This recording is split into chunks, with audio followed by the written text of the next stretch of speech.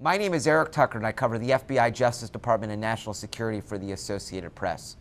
Former President Donald Trump is expected to turn himself in on Thursday to face charges in a state indictment in Fulton County that he schemed to overturn the results of the presidential election.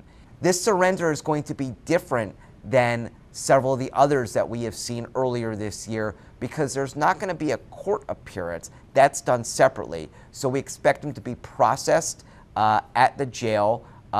We expect it to be, again, a fairly perfunctory surrender, but we do know from Trump himself that that's taking place on Thursday.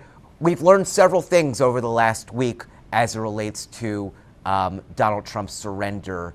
We know that his attorneys have agreed to a $200,000 bond with several conditions.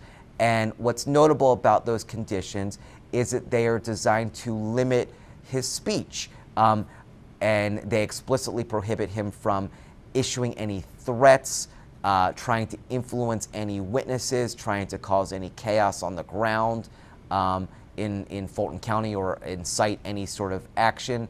Unlike in other jurisdictions, the arraignment for Donald Trump, in which he faces a judge and enters a not guilty plea, is a separate process in Fulton County. So we're not expecting to see that this week.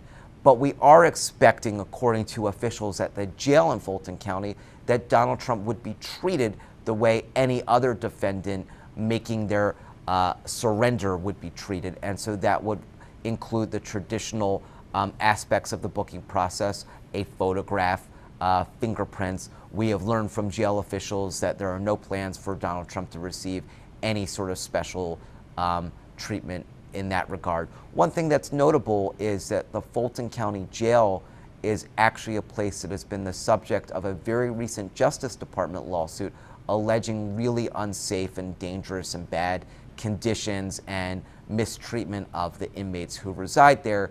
And so that has added an interesting wrinkle for these defendants in this case, many of whom are coming from jurisdictions including Washington or elsewhere, who would have to make at least a cursory brief visit to this jail.